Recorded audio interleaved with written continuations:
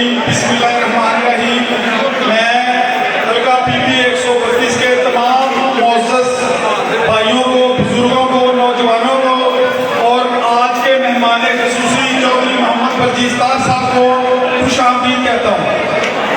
आप सब जानते हैं कि इफ्तारी का टाइम बड़ा शॉर्ट है, तो शायद ज़्यादा गुफ्तगू तो ना हो सके, लेकिन मुख्तसरन मैं आपसे ये बात करना चाहूँगा कि आपका शुक्रिया अदा करने के बाद मैं कुछ गुजारिशात करना चाहता हूँ। आप सब ये बात जानते हैं कि सांगला ही में हल्का पीपी 132 में जो सियासत हो रही है वो अंडरपास की सियासत हो रही है। अंडरपास एक बेहतरीन केस है इनकी सियासत को समझने के लिए। इनकी सियासत को समझने के लिए अंडरपास बेहतरीन केस क्यों है? ये पहले चलता हुआ अंडरपास बंद करो और तमाम मीडिया के लोगों को बताओ कि हम